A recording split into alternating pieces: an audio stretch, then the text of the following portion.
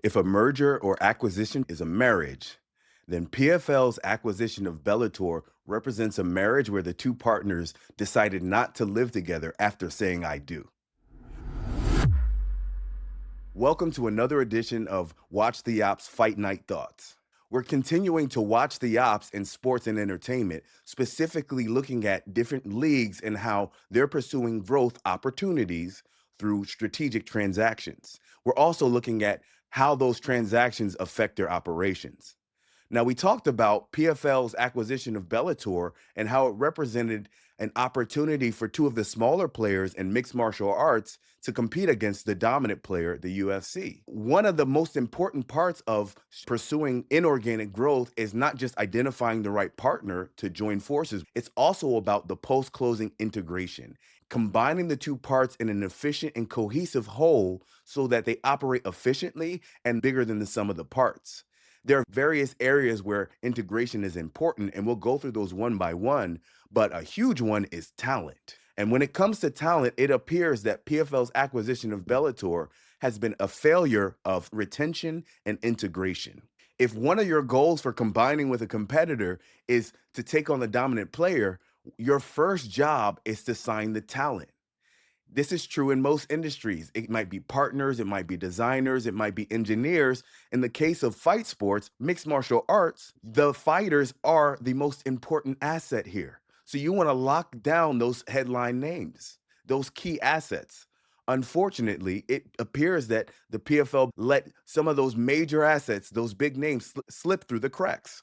Examples include Kayla Harrison, Olympic gold medalist and star of PFL, who has jumped over to the UFC to a smaller weight division, which is a very difficult thing, but she would rather drop down to a smaller weight division and now become champion in the UFC. This includes Michael Venom Page, a very exciting stand up fighter who has jumped ship and is now taking on high profile, exciting fights in the UFC. It includes Aaron Pico, who was one of those homegrown Bellator standouts who now is over in the UFC trying to make his name cutting it through the middle of the pack.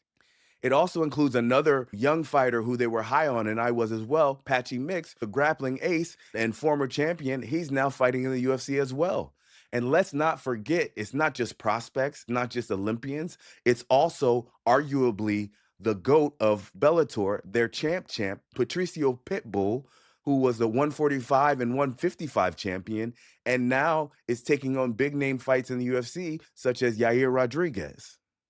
Those are the big names, but there are other notable, important players in divisions that have also left the PFL Bellator ecosystem and joined the UFC.